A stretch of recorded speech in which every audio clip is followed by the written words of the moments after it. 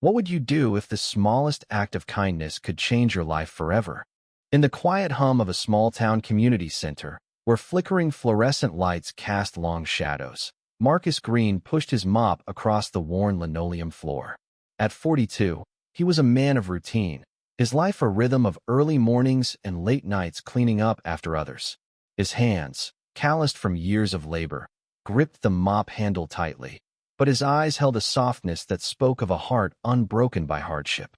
Marcus didn't just clean the community center. He saw it as a sanctuary, a place where people found solace, even if he was just the janitor.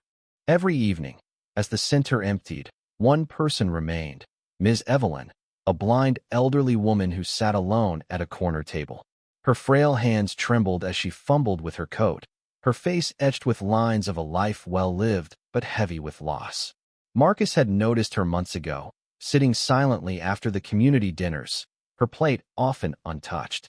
No one came to pick her up, and no one stayed to talk. One night, moved by a quiet instinct, Marcus approached her. "Ma'am, would you like me to fix you a plate?" he asked, his voice gentle but steady. Evelyn's cloudy eyes turned toward him, and a faint smile broke through her weariness. That was the beginning.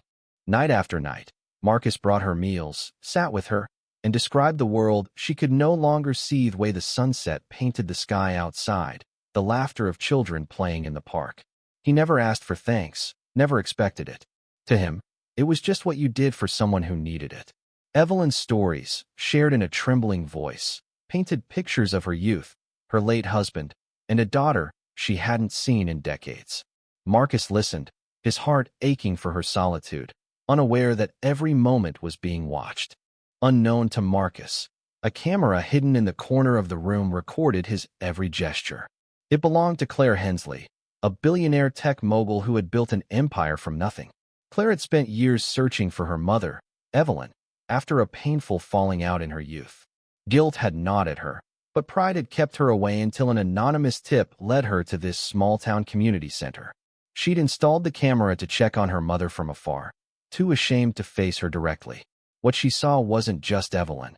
It was Marcus, the janitor, treating her mother with a dignity she hadn't known in years. One evening, a twist unfolded. A young volunteer, Jamie, burst into the center, breathless, clutching a tattered letter. "Ms. Evelyn, this came for you," he exclaimed. The letter was from a lawyer, revealing that Evelyn's late husband had left behind a small trust fund, enough to secure her care for life. Marcus, overhearing, felt a pang of relief, but also something deeper, a realization that Evelyn's loneliness wasn't just about money. He stayed late that night, not to clean, but to read the letter aloud to her, his voice cracking as Evelyn wept with joy. Jamie, too, lingered, his own story unfolding. A runaway teen who'd found purpose volunteering at the center, inspired by Marcus's quiet kindness.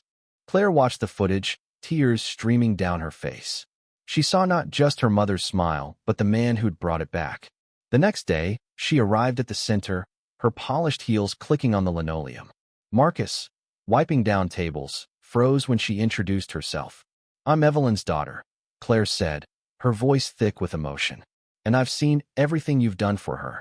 Marcus, stunned, stammered that it was nothing special. But Claire disagreed. She offered him a job at her company, a chance to escape his grueling life. Marcus hesitated, his eyes drifting to Evelyn, who sat unaware of the exchange. "I'm needed here," he said softly. Claire didn't stop there. She funded a renovation of the community center, naming it after Marcus. Evelyn, now cared for, spent her days surrounded by new friends, her laughter filling the halls. Marcus kept his mop, but his heart was fuller than ever. Claire, humbled, rebuilt her bond with her mother, learning from a janitor what wealth could never buy: compassion. The camera, once a tool of secrecy, now captured moments of joy for all to see. In the end, Marcus never sought recognition, but his kindness rippled outward, touching lives he'd never know. A simple act, unseen but not unnoticed, had woven together a mother, a daughter, and a community. And in that quiet sanctuary, under flickering lights, the world felt a little less heavy. Yindi.